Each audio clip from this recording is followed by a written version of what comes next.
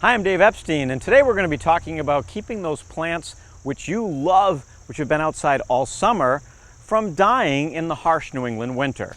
There's sort of a 2 or 3 step process in order to keep those plants thriving all winter long. The plants have been outside, so they may have acquired some bugs, and you don't want to bring those inside if you want to keep your plant going. I do a 2-step process in order to keep the bugs out of my plants all winter long, because when you bring plants inside in New England and it's very dry and you have your heat on, the plants tend to be more susceptible to bugs. So the 2-step process I do is by treating them with a systemic insecticide.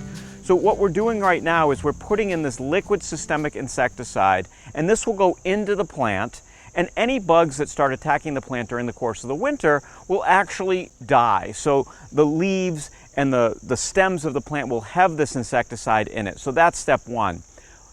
Number 2 is I treat all my plants with a horticultural oil just prior to bringing them in. So I spray them with a horticultural oil, and that will smother any of the eggs and any of the soft-bodied insects as well. So that's my 2-step process. Now, one thing you might ask is, hey, Dave, isn't that an insecticide? Isn't that a chemical? And the answer is yes. I would never use this on anything I want to eat.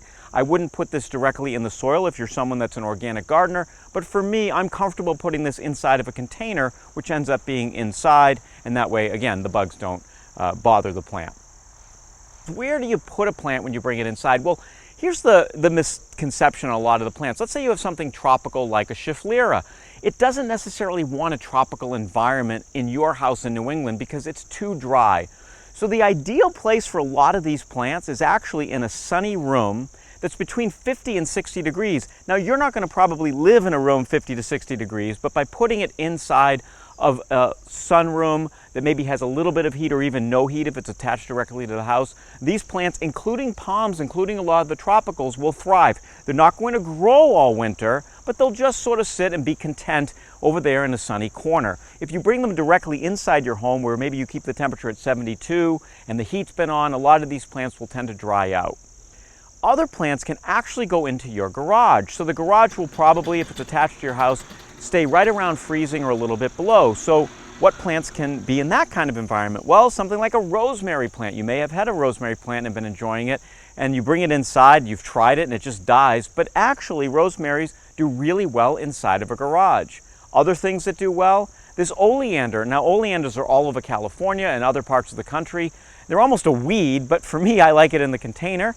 I treat it as we talked about, and it gets moved right inside the garage, and it's fine all winter long, even when the garage goes down to, say, 25, 26, 27 degrees on those very cold days when maybe it's 0 or a little bit below outside. So when should you be moving things in the house? Those things which can handle a frost should go inside sometime in the middle of October to early November. Keep an eye on the forecast, and you'll want to see if there's going to be a frost, get those inside. If you're not ready to bring them in permanently, you can always cover them with a sheet or put them in the garage on a cold night, move them back outside, treat them as we talked about, and then move them in. Some of the plants which are hardier, say a zone 7 or a zone 8, things which can handle temperatures down into the teens and 20s, you can leave them outside up to about Thanksgiving and then move them inside.